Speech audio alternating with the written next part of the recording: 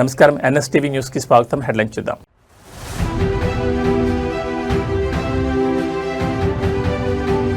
వెలిగొండ నిర్వాసితులకు అండగా ప్రజాప్రభుత్వం. శనివారం ఒక్కరోజే 300 కోట్ల R&R నిధులు విడుదల.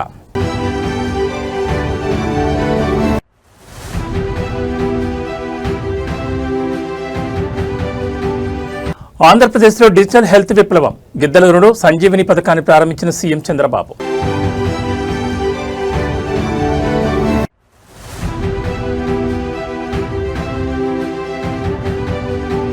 భాగ్యనగరంలో ఏరోస్పేస్ విప్లవం. సెకండ్ జనరేషన్ ఎయిర్ క్రాఫ్ట్ను ఆవిష్కరించిన బ్లూజే ఏరోస్పేస్.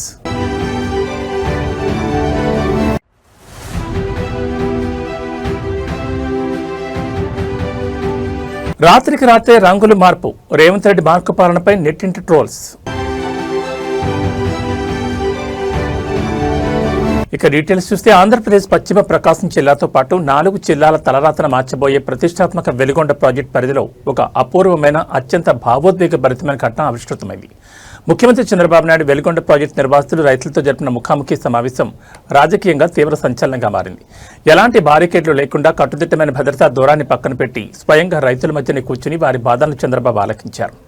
గత పాలకులు పునరావాస హక్కులను అడిగితే అరెస్టులు చేసి వేధించారంటూ నిర్వాసితులు కన్నీటి పర్యంతం అవగా చంద్రబాబు ఇచ్చిన ఒకే ఒక్క భరోసా అక్కడి వాతావరణాన్ని మార్చేసింది. ప్రకాశం జిల్లా మార్కాపురం వేదికగా జరిగిన ఈ ముఖాముఖిలో వెలిగొండ ప్రాజెక్టు కోసం తమ భూములను ఇళ్లను త్యాగం చేసిన సుంకేసుల మరియు ఇతర ముంపు గ్రామాల ప్రజలు పెద్ద ఎత్తున పాల్గొన్నారు. ఈ సందర్భంగా సుంకేసులకు చెందిన దూదేకుల ఖాసిం వలి అనే నిర్వాసితులు చంద్రబాబు ముందే కన్నీళ్లు పెట్టుకున్నారు. గత పాలకులు తమకు రావాల్సిన పునరావాస సొమ్ము ఇవ్వమంటే జైలుకు పంపి బంధించారని, కానీ ఇప్పుడు చంద్రబాబు స్వయంగా 300 కోట్ల నిధులు పట్టుకుని మా ఊరికే రావడం దేవుళ్లాంటి నిర్ణయం అంటూ ఆయన భావోద్వేగానికి లోనయ్యారు. హనుమ ప్రసాద్ అనే మరో నిర్వాసితులు మాట్లాడుతూ ఈ డబ్బు అందడంతో తమ పిల్లల చదువులకు భవిష్యత్తుకు భరోసా కలిగిందని ఆనందం వ్యక్తం చేశారు. ప్రాజెక్టు పనులను 30 ఏళ్ల కల సాకారమయ్యేలా చకచకా పరుగులు పెట్టిస్తున్నందుకు రైతులు చంద్రబాబుకు పాదాభివందనం చేసేందుకు ప్రయత్నించగా ఆయన వారిని నివారించారు. ఈ సందర్భంగా సీఎం చంద్రబాబు స్పందిస్తూ 7,225 మంది నిర్వాసితులు ఉంటే గత ప్రభుత్వం కేవలం 96 మందికి మాత్రమే నిధులు ఇచ్చిందని, తాము శనివారం ఒక్కరోజే 2,351 మందికి 300 కోట్ల మేర R&R నిధులు క్లియర్ చేశామని వివరించారు. ఏ ఒక్కరికి అన్యాయం జరగకుండా ప్రతి ఒక్కరికి న్యాయం చేసే గ్యారంటీ తమదేనని చంద్రబాబు స్పష్టం చేశారు.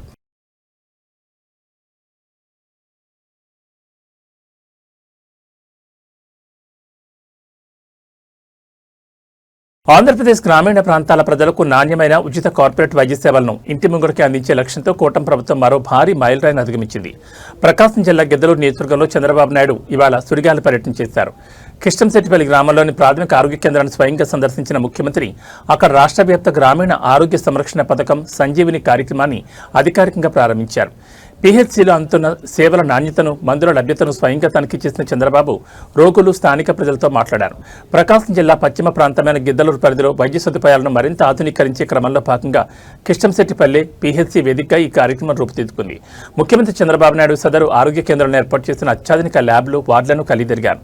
సంజీవిని పథకం ద్వారా ఏపీలోని ప్రతి గ్రామీణ పీహెచ్సీ పరిధిలో రోగులకు ఉచితంగా అధునాతన నిర్ధారణ పరీక్షలు, టెలిమెడిసిన్ కన్సల్టేషన్లు మరియు నిరంతరాయంగా ప్రాణాధార మందులు పంపిణీ చేరనుంది. గ్రామీణ ప్రజలు వైద్యం కోసం పట్టణాలకు పరుగులు తీసి అప్పుల పాలు కాకూడదనే ఉద్దేశంతోనే ఈ కార్యక్రమాన్ని డిజైన్ చేసినట్లు సీఎం తెలిపారు. కిష్టంశెట్టిపల్లి ప్రజలతో నేరుగా మాట్లాడి అక్కడ అందుతున్న వైద్య సేవలు, స్టాఫ్ పనితీరుపై చంద్రబాబు ఫీడ్బ్యాక్ సేకరించారు. వైద్య రంగంలో డిజిటల్ టెక్నాలజీని అనుసంధానిస్తూ సంజీవని ద్వారా ప్రతి ఒక్కరి హెల్త్ ప్రొఫైల్ను ట్రాక్ చేయనున్నట్లు అధికారులు ఈ సందర్భంగా వెల్లడించారు. Sir, good afternoon sir. Welcome to KS Palli PHC sir. Sridhar Reddy sir. Sir, ఇది digital nerve centre arena sir. ఇక్కడ ఓపీ రిజిస్ట్రేషన్ చేస్తారు సార్. MLHP రోహిణి ఉంటారు. డాక్టర్స్కి అపాయింట్మెంట్స్ ఇస్తారు సార్.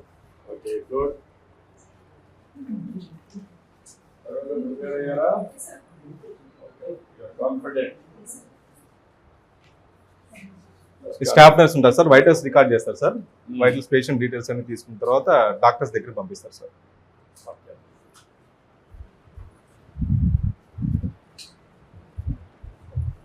సార్, ఇది మెడికల్ ఆఫీసర్ రూమ్ సార్. ఇది సార్ ఇక్కడ pharmacist sir.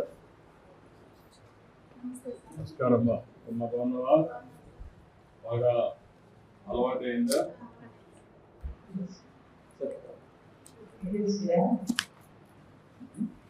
Lab technician sir. KJ గారు ల్యాబ్ టెక్నీషియన్ సార్. అంతా ప్రాపర్గా చేయగలుగుతున్నామా?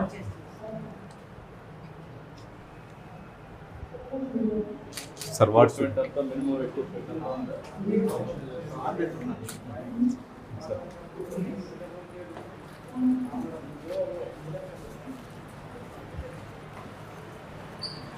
సార్ జనరల్ వార్డు ఇక్కడ పేషెంట్స్ ఉంచుతారు సార్. ఎన్ని 6 బెడ్స్ ఉన్నాయి సార్. మేల్స్ ఫీమేల్స్ ఇద్దరు ఉంటారు సార్. దీని బాత్రూమ్స్ ఎన్ని ఉన్నాయా? రూమ్ ఉన్నాయి సార్. ఇది క్లీనింగ్ అవన్నీ ఎవరు చూస్తున్నారు? శానిటేషన్ వర్కర్ ఈ ఉన్నారు ఏరియా సార్. అంతా కాదు, వర్కర్స్కి ఇచ్చారు ఇక్కడ లోకల్ వర్కర్స్ కాదు సార్, మా పిఎస్సి స్టాఫే చేస్తున్నారు ఈ స్టాఫే. కంటింజెంట్ వర్కర్ చేస్తారు.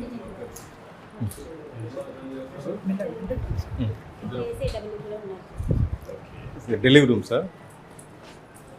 లాస్ట్ మంత్ 4 డెలివరీస్ అయినాయి సార్.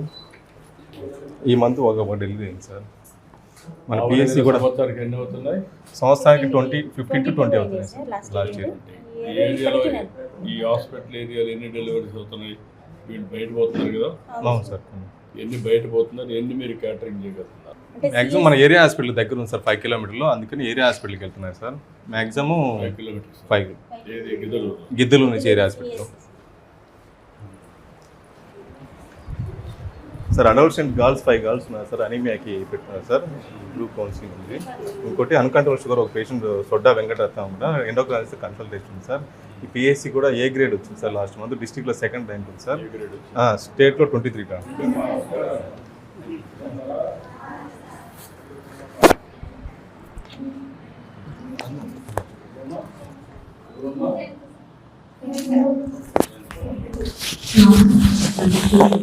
నమస్కారం అండి. నమస్తే సార్. నమస్కారం. ఈ పిల్లలందరినీ చేస్తారా? సార్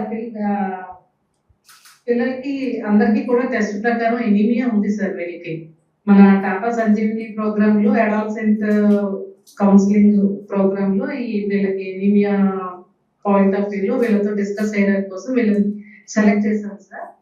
అయితే with your permission I will start counselling sir. చెప్పండి అమ్మా, చెప్పండి. మీరు ప్రొసీజర్ అంతా కరెక్ట్ చేయండి సార్. నా పేరు పద్మలత సార్, మెడిసిన్ ప్రొఫెసర్ అండి. Madam Vijay Geetha, nutritionist in our government medical college Ongole నుండి మాట్లాడుతున్నాం సార్. పిల్లలు మీ పేరు చెప్తారా? పరిచయం చేసుకుందామా?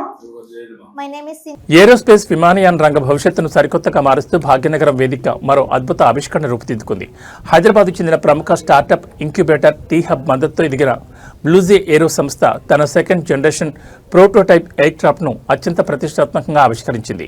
ఏరోస్పేస్ రంగంలో సరికొత్త విప్లవంగా భావించి వర్టికల్ టేకాఫ్ అండ్ ల్యాండింగ్ సాంకేతికతతో సాధారణ ఎయిర్పోర్ట్ రన్వే మౌలిక సదుపాయాలు ఏవీ లేకుండానే నిలువుగా పైకి లేవగల, అలాగే ల్యాండింగ్ అవ్వగల విమానాల తయారీలో ఈ సరికొత్త అడుగుపడింది.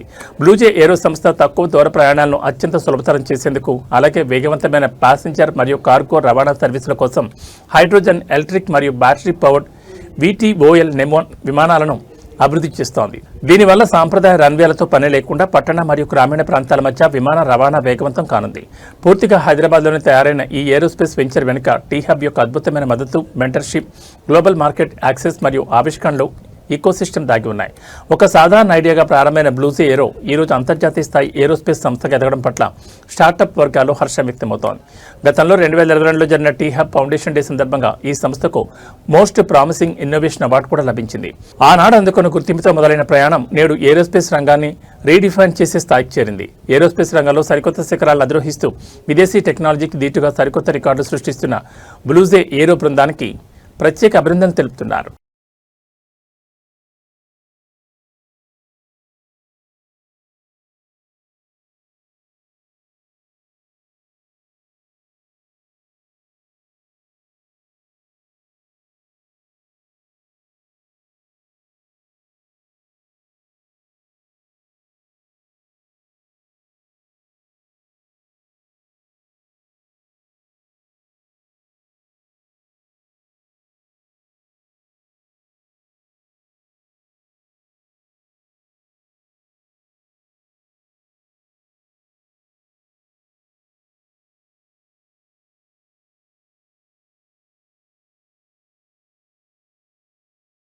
తెలంగాణ రాజకీయాల్లో విపక్షాల విమర్శలకు సామాన్యుల మైండ్ వాయిస్కు అద్దం పెట్టేలా ఒక పాత సామెత ఇప్పుడు సోషల్ మీడియా వేదికగా విపరీతంగా ట్రెండ్ అవుతోంది.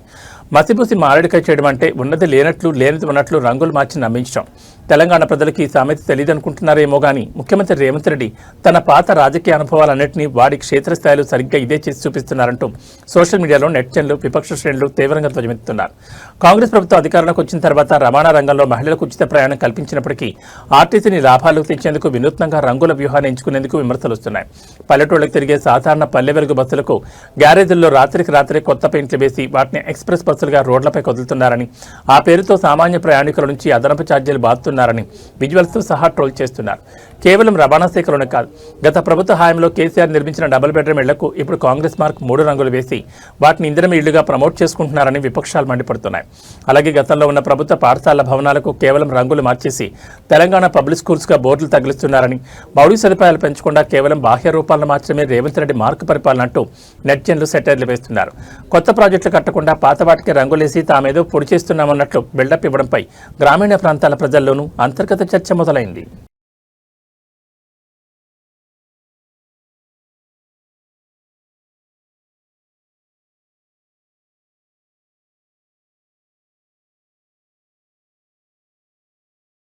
కలియుగ వైకుంఠం తిరుమలగిరిలో ఆధ్యాత్మిక వైభవంతో పాటు భక్తుల సౌకర్యార్థం ఒక అద్భుతమైన భారీ విరాళం నమోదైంది. రిలయన్స్ ఇండస్ట్రీస్ అధినేత ముఖేష్ అంబానీ చిన్న కుమారుడు Reliance industries director Anant Ambani శ్రీవారి పట్ల తనకున్న అపారమైన భక్తిని చాటుకున్నారు. ఇవాళ తెల్లవారుజామున తిరుమల శ్రీ వెంకటేశ్వర స్వామి వారిని దర్శించుకున్న ఆయన అత్యంత పవిత్రమైన సుప్రభాత సేవలో పాల్గొన్నారు. ఈ పర్యటన సందర్భంగా తిరుమల తిరుపతి దేవస్థానానికి 27.5 కోట్ల రూపాయల విలువైన 25 అత్యాధునిక ఎలక్ట్రిక్ బస్సులను భారీ విరాళంగా అందజేశారు. తిరుమల కొండపై కాలుష్య నివారణకు, పర్యావరణ అనుకూల రవాణాను ప్రోత్సహించడానికి టీటీడీ తీసుకుంటున్న నిర్ణయాలకు మద్దతుగా రిలయన్స్ ఈ భారీ విరాళాన్ని ప్రకటించింది.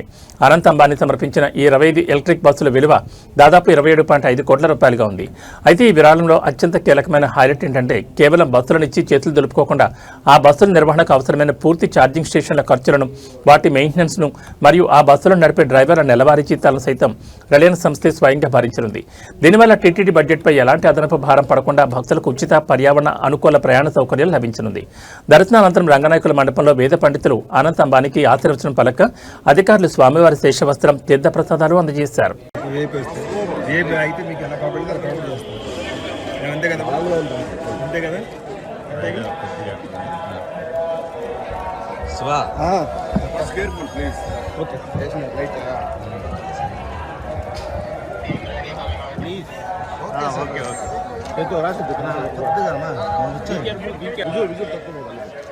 आराम से ले लीजिए सर।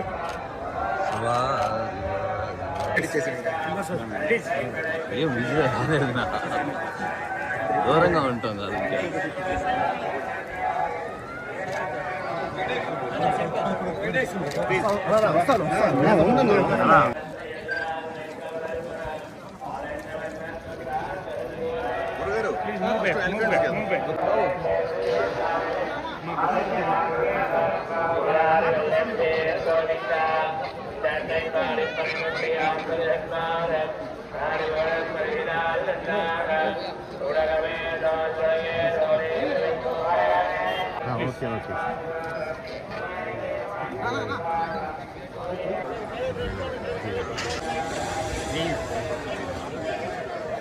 चलिए बहुत बहुत धन्यवाद।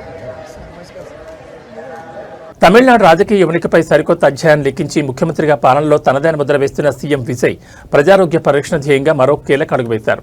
తమిళనాడును సంపూర్ణ పోలియో రహిత రాష్ట్రంగా నిలబెట్టే దిశగా ఆయన సరికొత్త ముందడుగు వేశారు. రాష్ట్ర వ్యాప్తంగా ఇవాళ అత్యంత ప్రతిష్టాత్మకంగా ప్రారంభమైన పల్స్ పోలియో డ్రైవ్లో ముఖ్యమంత్రి విజయ్ స్వయంగా పాల్గొన్నారు. చిన్నారి పిల్లలకు ఆయన తన చేతుల మీదుగా పోలియో చుక్కలు వేసి ఈ కార్యక్రమాన్ని అధికారికంగా ప్రారంభించారు. ఆరోగ్యవంతమైన సమాజ నిర్మాణంలో ప్రతి ఒక్కరూ భాగస్వాములు కావాలంటూ ఆయన పిలుపునిచ్చారు. తమిళనాడు వ్యాప్తంగా 5 ఏళ్లలోపు చిన్నారులందరికీ పోలియో వ్యాక్సిన్ అందించేలా వైద్య ఆరోగ్య శాఖ ఈ మెగా డ్రైవ్ డిజైన్ చేసింది. చెన్నైలో జరిగిన అధికారిక కేంద్రంలో ముఖ్యమంత్రి విజయ్ ఈ డ్రైవ్ను ప్రారంభించారు. వైద్యులు, ఆశా వర్కర్లతో మాట్లాడి క్షేత్రస్థాయి ఏర్పాట్లను సమీక్షించారు. ఈ సందర్భంగా సీఎం విజయ్ మాట్లాడుతూ భావి భారత పౌరులైన చిన్నారుల ఆరోగ్యాన్ని కాపాడుకోవాల్సిన బాధ్యత ప్రతి తల్లిదండ్రులపై మరియు సమాజంపై ఉందన్నారు. ఒకరు కూడా మిగలకుండా 5 ఏళ్లలోపు పిల్లలందరికీ పోలియో చుక్కలు వేయించారని కోరారు. తమిళనాడులో వైద్య మౌలిక సదుపాయాల బలోపేతానికి, ప్రజారోగ్యానికి తమ ప్రభుత్వం అత్యంత ప్రాధాన్యత ఇస్తుందని, భవిష్యత్తులో మరిన్ని విప్లవాత్మక హెల్త్ స్కీమ్స్ తీసుకురాబోతున్నామని స్పష్టం స్పష్టం చేశారు. ముఖ్యమంత్రి స్వయంగా వచ్చి చిన్నారులకు చుక్కలు వేయడంతో తమిళనాడు వ్యాప్తంగా ఈ డ్రైవ్కు విశేష స్పందన లభిస్తోంది. புலம்பெயர்ந்து வாழும் பெற்றோர்களின் குழந்தைகளுக்கும் முகாம் நாளன்று போலியோ சொட்டு மருந்து வழங்கப்படும்.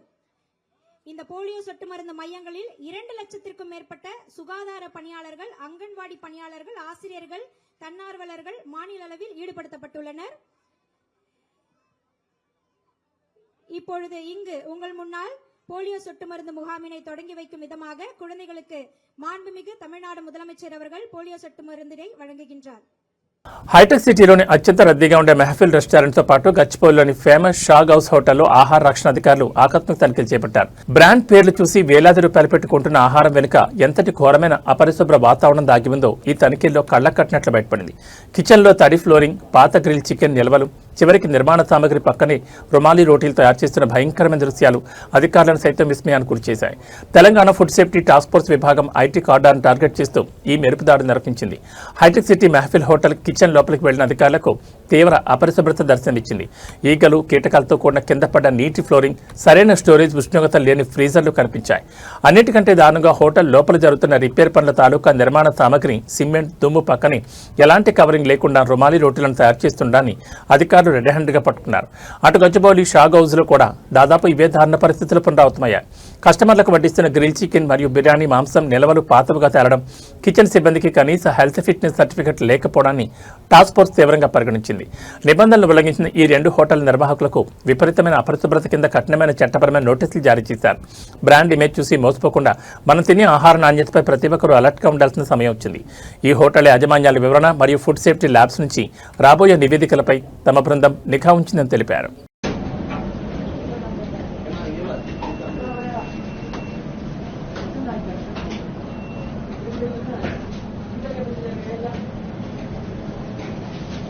इधर ऐसे ही रख सकते हैं क्या? हाँ?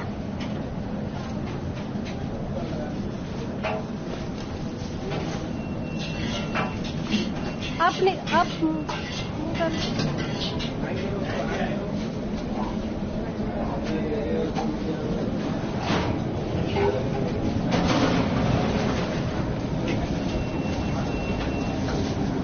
దేశ రాజకీయాల్లో ముఖ్యంగా సంఘ పరివార అంతర్గత వర్గాల్లో భూకంపం సృష్టించి అత్యంత సంచలన వ్యాఖ్యలు వెలుగులోకి వచ్చాయి.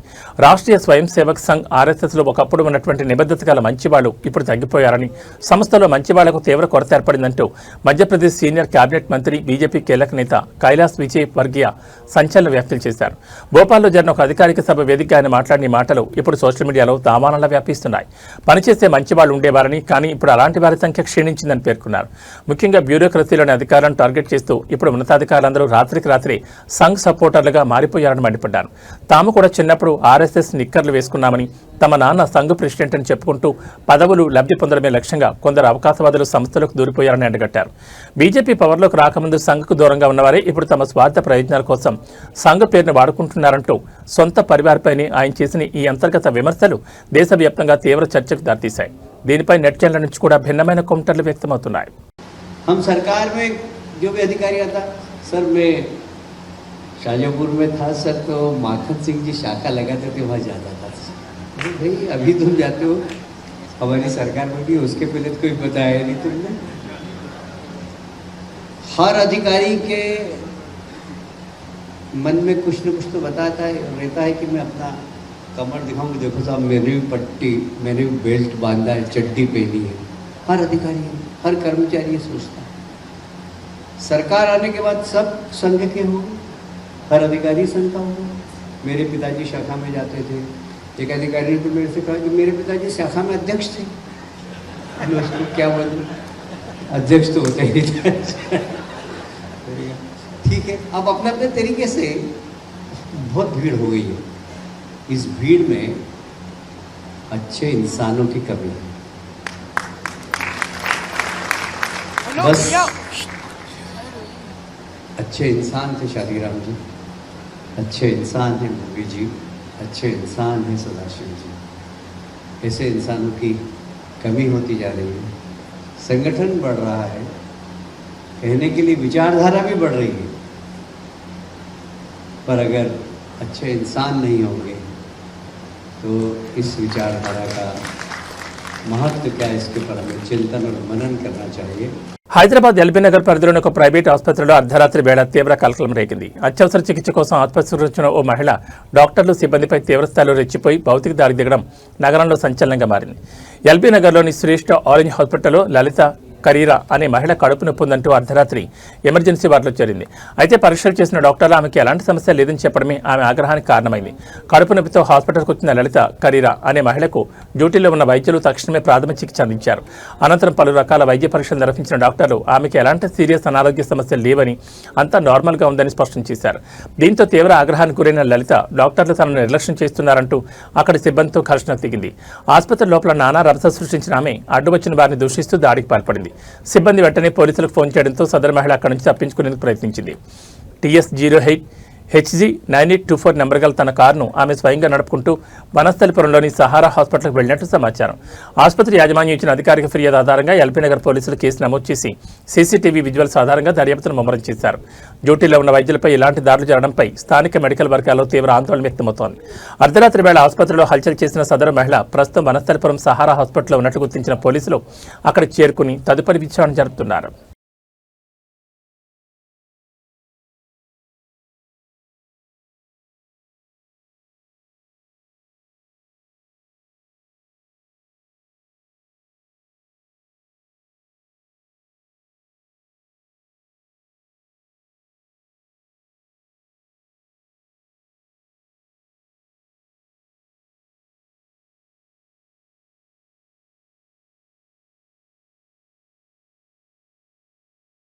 నిజామాబాద్ జిల్లా ఆర్మూర్లో విద్యా వ్యవస్థను, శాంతి భద్రతలను తీవ్రంగా కలవరపరిచి ఒక దారుణ ఉదంతం వెలుగుచూసింది. పాఠశాల ప్రాంగణంలో విద్యార్థులకు పాఠాలు చెప్తున్న ఒక ప్రభుత్వ ఉపాధ్యాయుడిపై స్థానిక రాజకీయ నాయకులు భౌతిక దాడికి తెగబడ్డారు. ఆర్మూర్కు చెందిన ఉర్దూ టీచర్ అమీర్పై అసలు నువ్వు స్కూల్లో ఉర్దూ భాషను ఎందుకు బోధిస్తున్నావు అంటూ బీజేపీ స్థానిక నాయకులు తీవ్ర ఆగ్రహంతో ఊగిపోతూ విద్యార్థుల ముందే ఆయనపై చెంపదెబ్బ కొట్టి ఘోరంగా అవమానించారు. అన్నింటికంటే షాకింగ్ అంశం ఏంటంటే చట్టాన్ని కాపాడాల్సిన పోలీసుల సమక్షంలోనే ఈ దాడి జరగడం ఇప్పుడు తీవ్ర దుమారం రేపుతోంది. ఆర్మూరు స్థానిక ప్రభుత్వ పాఠశాలలో ఉర్దూ బోధన జరుగుతున్న సమయంలో ఈ వివాదం రాజుకుంది. భాషా బోధనను తప్పుబడుతూ బీజేపీ టౌన్ ప్రెసిడెంట్ బాలు ఆధ్వర్యంలోని కొందరు నాయకులు స్కూల్లోకి చొరబడ్డారు. పరిస్థితి ఉద్రిక్తంగా మారడంతో అప్పటికే అక్కడికి చేరుకున్న పోలీసులు కేవలం ప్రేక్షక పాత్ర వహించారని ఆరోపణలు వినిపిస్తున్నాయి. చట్టాన్ని చేతుల్లోకి తీసుకుని మైనార్టీ ఉపాధ్యాయుడిని విద్యార్థుల ముందే కాలర్ పట్టుకుని చెంపదెబ్బ కొడుతున్న పోలీసులు సకాలంలో అడ్డుకోలేకపోయారని స్థానిక విద్యా సంఘాలు మండిపడుతున్నాయి. ఉపాధ్యాయుడిని తీవ్రంగా బెదిరించిన ఈ ఘటనపై బాధితులిచ్చిన అధికారిక ఫిర్యాదుతో పోలీసులు రంగాలకు దిగారు. దాడి మరియు బెదిరింపుల కేసు కింద ఆర్మూర్ బీజేపీ టౌన్ ప్రెసిడెంట్ బాలుతో పాటు ఈ దారుణంలో పాల్గొన్న మరికొందరు లీడర్లపై ఐపీసీ పరిధిలోని పలు సెక్షన్ల కింద కేసులు నమోదు చేశారు. విద్యామందిరంలో ఇలాంటి రాజకీయ దాడులు జరగడాన్ని పలువురు తీవ్రంగా ఖండిస్తున్నారు. ఒక ప్రభుత్వ ఉపాధ్యాయుడిపై, అది కూడా విద్యాబుద్ధులు నేర్పే పాఠశాలలో ఇలాంటి దాడులు జరగడం సభ్య సమాజం తలదించుకునేలా చేస్తోంది.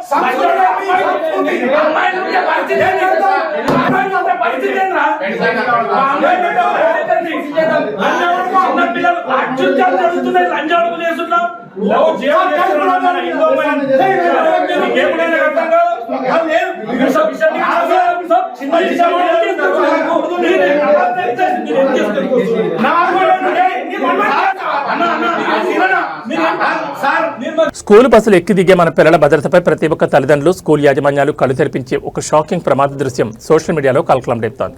మహారాష్ట్రలోని బీడ్ జిల్లాలో స్కూల్ బస్ దిగి రోడ్డు దాటుతున్న ఒక చిన్నారిని అతివేగంగా వచ్చిన బైక్ ఘోరంగా ఢీకొట్టింది. ఈ భయంకరమైన ప్రమాదం చూశాక మన పిల్లలకు రోడ్డు దాటే నియమాలు నేర్పించడంలో మనం ఎంత నిర్లక్ష్యంగా ఉంటున్నామో అర్థమవుతోంది. బీడ్లో జరిగిన ఈ ఘటనలో బస్సు దిగిన చిన్నారి బస్సు ముందు భాగం నుంచి రోడ్డు అవతల వైపునకు ఒక్కసారిగా పరిగెత్తింది.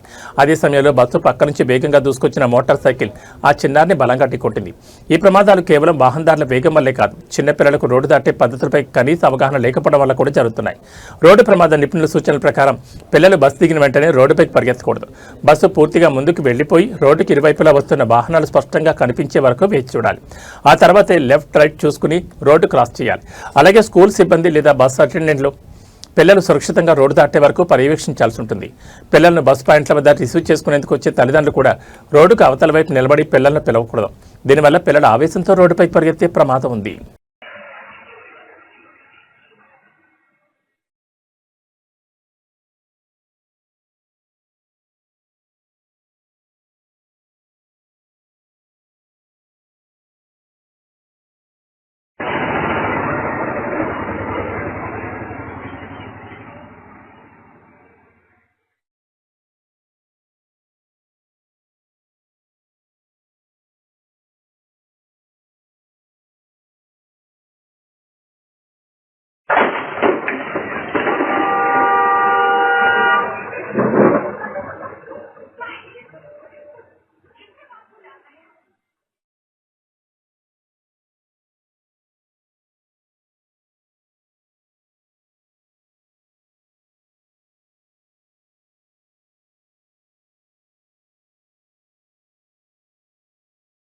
దక్షిణ భారత చలనచిత్ర పరిశ్రమలో ఒక సువర్ణ అధ్యాయం ముగిసింది. తనదైన స్క్రీన్ ప్లే, మాయాజాలంతో, విలక్షణమైన నటనతో దశాబ్దాల పాటు ప్రేక్షకులను అలరించిన ప్రముఖ సీనియర్ నటుడు, దిగ్గజ దర్శకుడు కె. భాగ్యరాజ్ ఇక్కలేరు.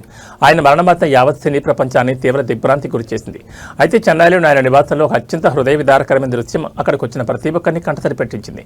తనను ప్రాణంగా చూసుకున్న యజమాని భాగ్యరాజ్ పార్థివ దేహాన్ని చూసి ఆయన పెంపుడు కుక్క తీవ్ర భావోద్వేగానికి లోనైంది.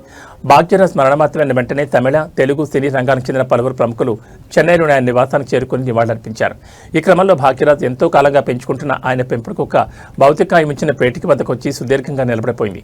ఆ మోగజీవి తన యజమానికి లేడనే నిజాన్ని నిషేధించుకోలేక పార్థివ దేహాన్ని పదే పదే తన తలతో తాకుతూ మూలుగుతూ చూపిన ప్రేమ అక్కడికి వచ్చిన అభిమానులను, కుటుంబ సభ్యులను వెక్కి వెక్కిచ్చేలా చేసింది. మనుషులు సైతం మర్చిపోయే విశ్వాసాన్ని ఆ మోగజీవి చాటుకుందంటూ సోషల్ మీడియాలో ఈ వార్త వైరల్ అవుతోంది. కాగా సినిమా రంగానికి ఆయన చేసిన అసమాన సేవలకు గుర్తింపుగా తమిళనాడు ప్రభుత్వం ఇవాళ మధ్యాహ్నం 1:30 చెన్నైలో ప్రభుత్వ అధికారిక లాంఛనాలతో భాగ్యరాజ్ అంత్యక్రియలు నిర్వహించేందుకు అన్ని ఏర్పాట్లు పూర్తి చేసింది.